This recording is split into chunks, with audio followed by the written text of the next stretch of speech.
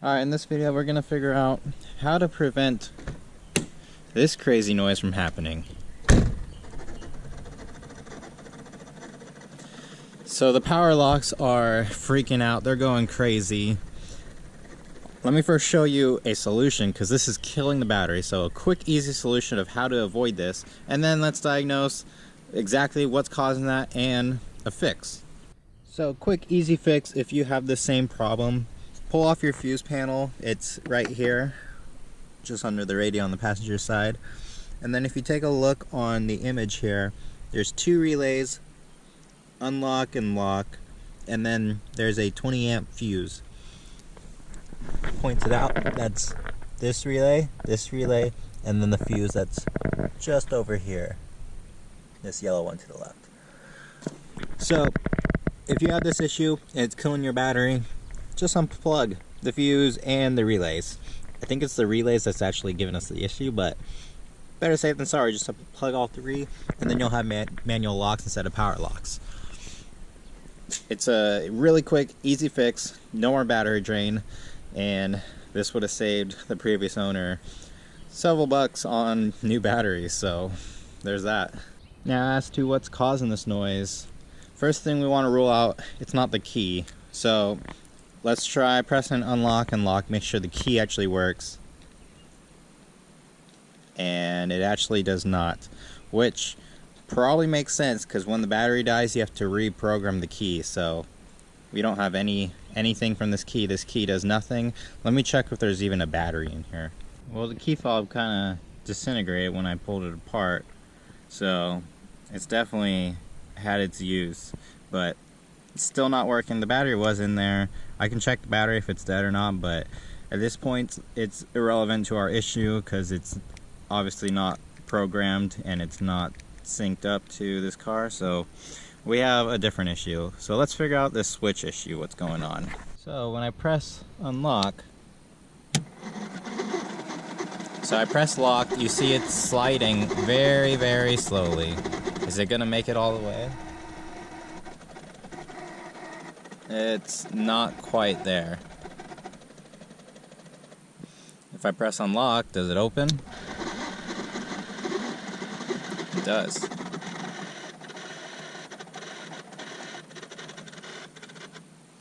So this is very unique.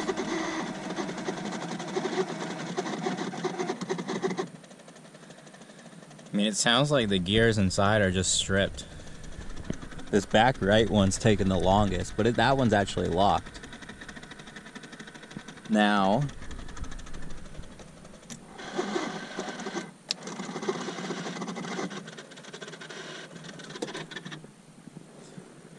and now they're all unlocked. Yeah. So what I did there is I pressed down, but I didn't press down all the way. So I pressed down, and then I'm going to press up a little bit, and it stopped. That one works. That one's not quite there. And this one behind me is not quite there either. How about if I... Nothing.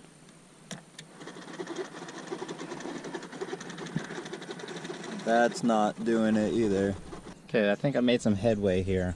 So, on the Saturn, specifically to this Saturn, do not have your key in the on position. If you do, all four locks cycle. It's like they described it as a feature, not a bug, where it's just a warning to let you know, hey, you're trying to lock it, but your key's in the ignition. So take your key out. If I press unlock and lock, I'm going to do it on the passenger side. So this side is a relatively new switch, as in it hasn't been used so much. So when I press unlock, or I'm going to press lock, instant. Unlock, instant. That's working. Now when I go to this side,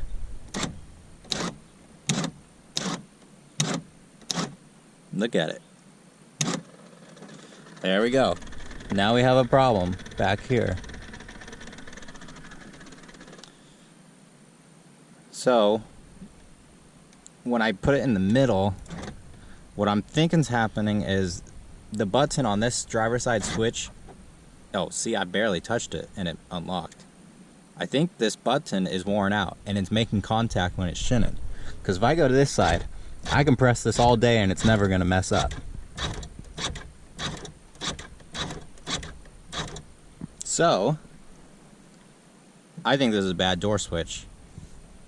Let's take it off and let's further inspect it. Okay, by sticking a pick in here, I was able to pry this out and take out just the door lock switch. I thought this whole piece came out, but this is actually kind of difficult to get out because of the rods. You got to take this out in order to disconnect the rods, then you can take this out, but no need. We just got this.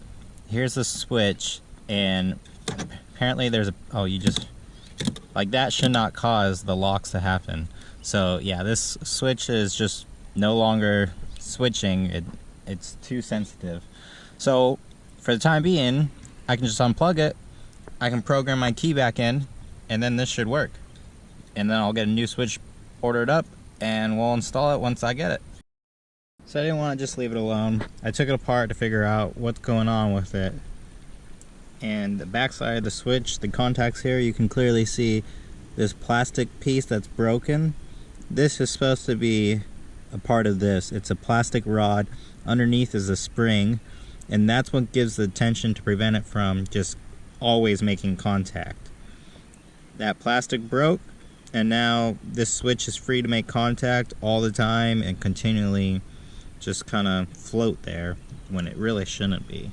So that's the problem with this. Let's get a new switch ordered up and we'll throw it in. It is now the next day. We have the new lock switch and this part looks brand new. So we'll throw it in. It's a dormant part. We'll plug it in first and then we'll test it out and hopefully it works. Alright, I'll press lock.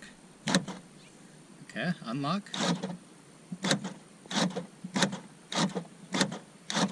Seems to be working.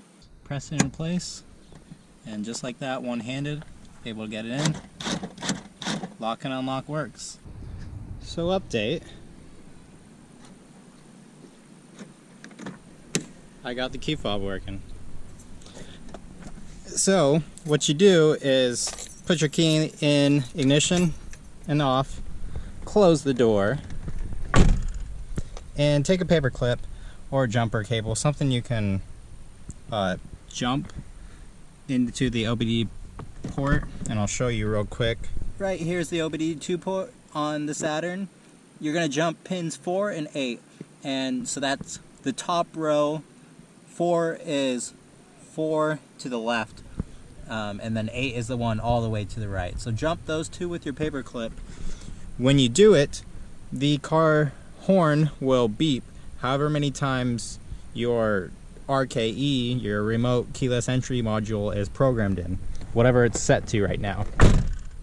And so I'll list this all below, but basically if we check here, there's a few different options. So like there's number 1 where horn is enabled, alarm is enabled, ignition kill is enabled, and so on. Passive is where the alarm enables itself after you've left for a little bit, something like that.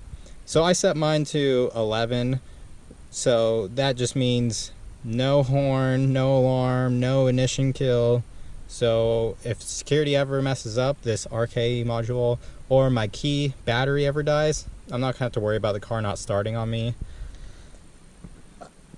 Mode 11 just makes it so it just does lock and unlock, and that's it. And that's fine for me. So again, just to put your jumper cable in the OBD2 port, turn the key to the run position, turn it off. That's 1. So turn it to run, off, however many times you want. So if you want 3 times, you go run, off, run, off, run. And then once you're at the selected mode you want to be at, you take your key, and you need all keys you need to program. You press lock and unlock at the same time, so 2 hands. Hold it for about 15 seconds. Basically, when you're holding it with the key in the on position after you set whatever mode you want, the horn of the car is going to beep. So keep holding it until it's done beeping the amount of modes that you set it into. And that's all. There's plenty of videos on this, plenty of documents, so I'll post them in the description if my description wasn't helpful, but thought I wanted to throw that in there that, hey, I got a remote keyless entry in this 97 Saturn. Fixed the door locks. Looking pretty good. Thank you for watching, and I'll see you in the next one.